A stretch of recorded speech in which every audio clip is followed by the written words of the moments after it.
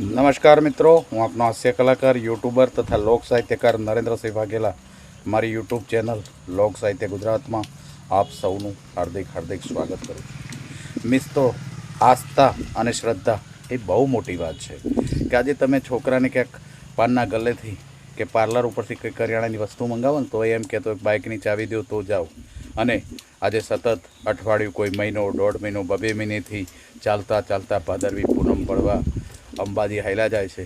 એ બહુ અઘરી વાત છે અને બહુ આસ્થાનો મોટો વિષય છે।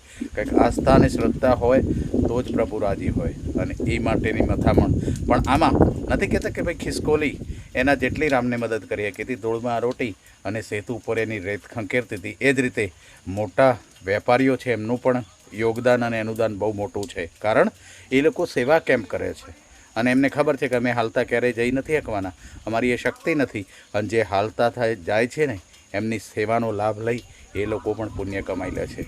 એટલે ઈશ્વર સૌનો છે અને સૌનો રહેશે, અને માનું હૃદય જ્યાં પડ્યું હતું એ જ શક્તિપીઠ, એ ગબ્બર અંબાજી, એટલે પછી બીજી વાત ન હોય।